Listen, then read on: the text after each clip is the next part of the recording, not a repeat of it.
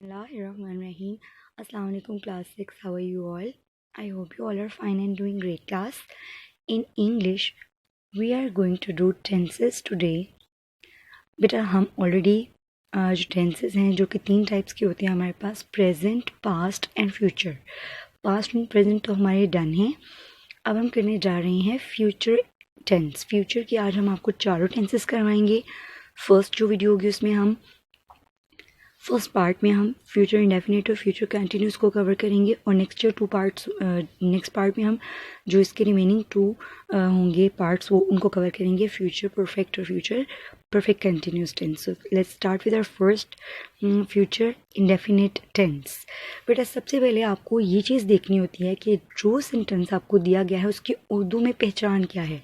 आपको सबसे पहले तो ये गेस करना है कि वो टेंस कौन सा है, प्रेजेंट, पास्ट या फ्यूचर. फिर उसकी डिफरेंट आगे से हालतें होती हैं वो चेक करनी होती हैं आपने कि वो इंडेफिनिट से बिलोंग करता है, कंटिन्यूस से बिलोंग करता है. तो उसकी पहचान अगर आपको मालूम हो तो आप कर सकते हो. तो पहले तो आप उर्दू में पहचान सीखें. अगर तो पास्ट टेंस हो तो था, थी और थे लगता है, ठीक है. अगर प्रेजेंट हो तो है, हूँ या हैं लगता है. और अगर आप फ्यूचर की बात करें, अभी आपने ये नहीं देखना कि वो इंडेफिनिट है. अगर फ्यूचर की खासकर बात करें तो गा, गी और गे लगता है. अब सवाल ये पैदा होता है कि फ्यूचर में जो है वो कौन सी उसकी हालत है, इंडेफिनिट, कंटिन्यूस, परफेक्ट या परफेक्ट कंटिन्यूस. तो अब मैं आपको फ्यूचर इंडेफिनिट की पहचान बताती हूँ. उर्दू में पहचान इसकी होती है बेटा, जुमले के आखिर में गा, गी या गे आता है, ठीक है. तो ये इसकी सिंपल बहुत ही सादी सी पहचान है. इस तरह आपको पता चल जाएगा कि ये टेंस कौन सा है, फ्यूचर इंडेफिनिट. अब हम चलते हैं कि इसको 3 तरह के जो हमारे सेंटेंसेस होते हैं, सिंपल सेंटेंस, नेगेटिव और इंट्रोगेटिव, तो उसमें हमारा क्या मेथड है इसको सॉल्व करने का. सबसे पहले जस्ट लाइक अदर टेंसेस सबसे पहले सिंपल टेंस आता है. सिंपल टेंस में मेरा बेटा आपने सबसे पहले ट्रांसलेशन करते हुए उर्दू के जुमले से अपने सब्जेक्ट को जो है वो फाइंड आउट करना है कि सब्जेक्ट क्या है, ठीक है. सबसे पहले ट्रांसलेशन करते हुए इंग्लिश में आप सब्जेक्ट को राइट करोगे इंग्लिश ट्रांसलेशन करते हुए. उसके बाद आपके पास हेल्पिंग वर्ब आएगा. क्योंकि ये फ्यूचर टेंस है इसलिए बेटा आप विल और शेल हेल्पिंग वर्ब यूज़ करेंगे. नेक्स्ट हमारे पास आता है फॉर्म ऑफ वर्ब. हमारा सब्जेक्ट डन है, हमने हेल्पिंग वर्ब अप्लाई कर दिया.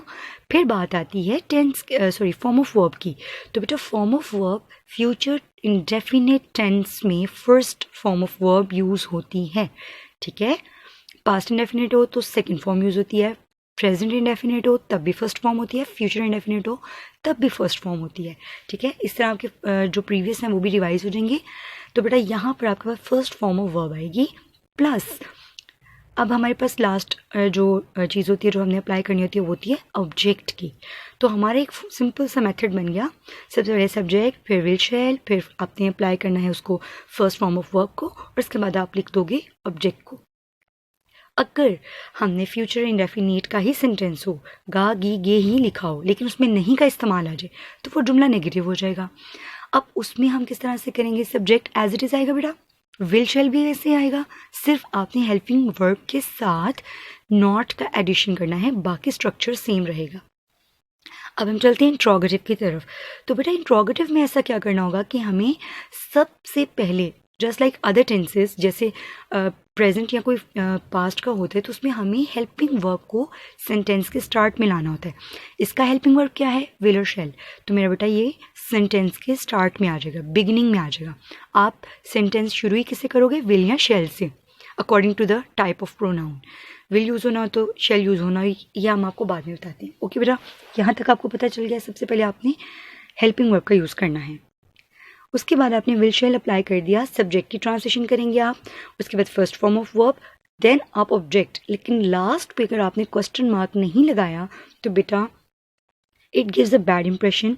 इट मीन्स कि आपको इनके ऊपर इन सेंटेंसेस पर कमांड नहीं है. तो बेटा ज़रूर जो है वो क्वेश्चन मार्क जो है वो यूज़ किया जाता है इन सेंटेंसेस में. आपने भी इसे ज़रूर यूज़ करना है. 0.5 मार्क्स होते हैं इसके. तो बेटा आपने इस चीज़ के लिए बहुत केयरफुल रहना है. ओके जी, अब हम चलते हैं एक एग्जाम्पल लेंगे, उसको तीनों के साथ जो है ना सॉल्व करने की कोशिश करेंगे. ओके बेटा स्टार्ट करते हैं. वो कल इस्लामाबाद जाएगा. क्योंकि यहाँ पर किसी किस्म का क्वेश्चन मार्क नहीं है, नहीं का इस्तेमाल नहीं, तो ये सादा जुमला। सबसे पहली पहचान क्या है जुमले के आखिर में? गा, गी और गे। देखिए यहाँ पर क्या है? गा, तो वो कल इस्लामाबाद जाएगा। अब हमें सबसे पहले ट्रांसलेट करते हुए अपने सब्जेक्ट को फाइंड आउट करना है, क्योंकि यहाँ पर सिंगल पर्सन का जिक्र हो रहा है और वो लिखा हुआ है, तो आप करोगे मेल को रिप्रेजेंट कर रही है, तो आप लिखोगे ही। आपने लिख दिया ही, उसके बाद हमें विल और शैल का यूज़ करना होता है। बट याद रखिएगा आई और वी के साथ शैल यूज़ होता है, बाकी सारे प्रोनाउंस के साथ हम क्या यूज़ करते हैं? सब के सब नाउन्स और प्रोनाउंस के साथ जो कि आई और शैल के अलावा होते हैं विल यूज़ किया जाता है। सो ही विल हमारा वर्ब की फॉर्म फर्स्ट है, इसलिए हम लिखेंगे go. He will go to Islamabad, ये हमारा ऑब्जेक्ट है। हमारा सेंटेंस का स्ट्रक्चर कंप्लीट हो गया। He will go to Islamabad tomorrow. Islamabad का आई कैपिटल लिखिएगा काइंडली। अब हम चलते हैं, इसी टेंस को हम नेगेटिव बनाते हैं। इससे बेटा आपकी बहुत अच्छी प्रैक्टिस हो जाती है। आप जब भी कोई प्रैक्टिस करते हो तो एक सेंटेंस आप जब बनाते हो ना, उसी का नेगेटिव भी बनाओ, उसी का इंट्रोगेटिव बनाओ, आपको टेंस पे कमांड आ जाती है इससे। ठीक है बेटे, तो हम स्टार्ट करते हैं। वो कल इस्लामाबाद नहीं जाएगा। जैसे कि आपको बताया गया था, सब्जेक्ट पहले आता है ही, विल शैल आएगा, क्योंकि ही है, आई और वी नहीं है, इसलिए शैल यूज़ नहीं होगा। ही विल, सिर्फ नॉट का एडिशन करना है, बाकी सारा सेंटेंस एज इट इज आएगा बेटा। Just you need to have to put not after, you have to write not after will, यानी हेल्पिंग वर्ब के बाद। सो आप लिखोगे he will not go to Islamabad tomorrow. Okay बेटा, and in the last we have interrogative sentence. तो interrogative में आप क्या करते हो? क्या वो कल इस्लामाबाद जाएगा? देखिए सवालिया निशान है, तो सबसे पहले तो आपको सेंटेंस में क्या लेकर आना होता है? Helping verb. तो ये देखिए बेटा, हमने हेल्पिंग वर्ब को बिल्कुल स्टार्ट में लिख लिया। विल, बाकी सेंटेंस का स्ट्रक्चर वैसे ही आएगा। Will he go to Islamabad tomorrow. देखिए विल, ये will he go to Islamabad tomorrow, and at the end of the sentence you have to write question mark. यहाँ पर हमारा फ्यूचर इंडेफिनिट का टेंस जो है वो कंप्लीट है। बेटे आपकी नोट्स में फ्यूचर इंडेफिनिट के कुछ सेंटेंसेस दिए हैं, आपने उनको ज़रूर इसी जो है वो फॉर्मूलाज मेथड की हेल्प से उनको सॉल्व करना है और उनको बहुत अच्छे से लर्न करना है। अब हम चलते हैं फ्यूचर कंटिन्यूस की तरफ। जिस तरह हमने फ्यूचर इंडेफिनिट में बेटा उर्दू में पहचान करनी सीखी थी, इस टेंस का नेम है फ्यूचर कंटिन्यूस टेंस। तो बेटा कंटिन्यूस का मतलब होता है कि किसी काम का जारी होना, यानी मुस्तकबिल में कोई ऐसा जुमला हो जिसमें काम का जारी होना शो हो, तो उसको फ्यूचर कंटिन्यूस टेंस कहते हैं। उर्दू में इसकी पहचान क्या होगी बेटा? कंटिन्यूस की वजह से रहा, रही, रहे आएगा, और फ्यूचर की वजह से गा, गी और गे आएगा। मतलब उर्दू के जुमलों में इसकी पहचान होगी रहा होगा, रही होगी, रहे होंगे।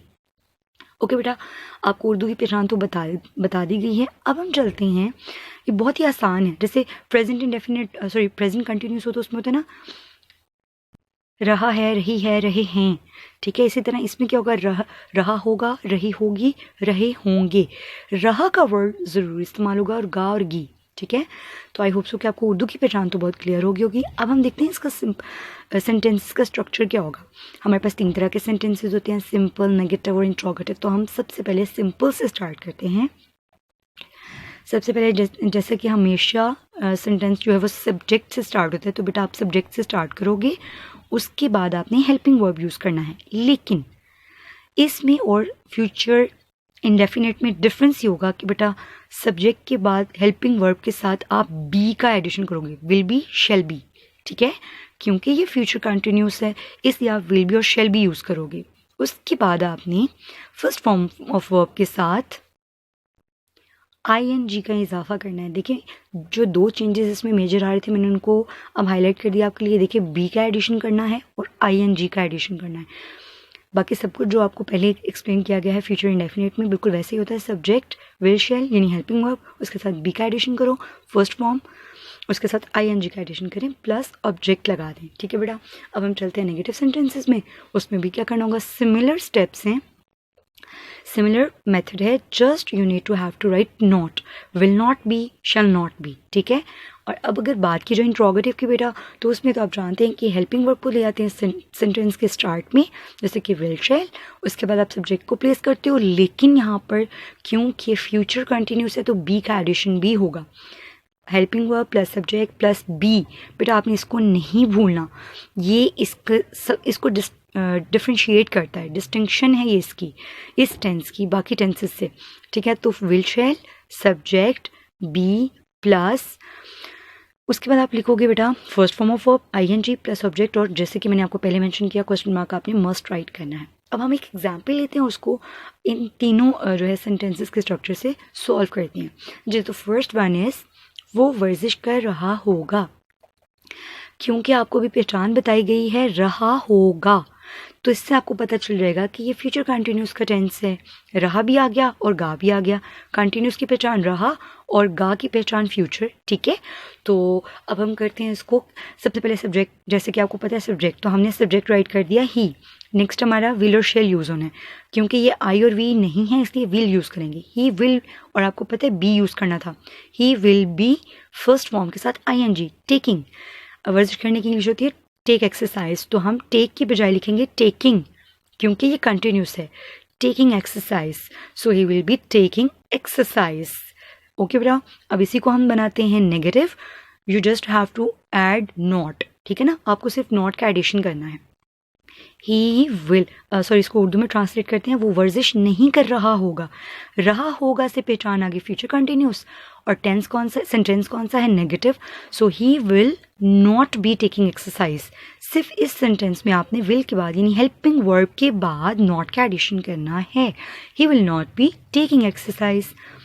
And the last one is, क्या वो वर्जिश कर रहा होगा, तो कर रहा होगा, यहाँ से आपको पता चला ये फ्यूचर कंटिन्यूस का टेंस है, और क्योंकि ये एक सवाल पूछा जा रहा है तो ये इंट्रोगेटिव सेंटेंस है, इसलिए आप हेल्पिंग वर्ब को ले जाओगे स्टार्ट में, will he be taking exercise.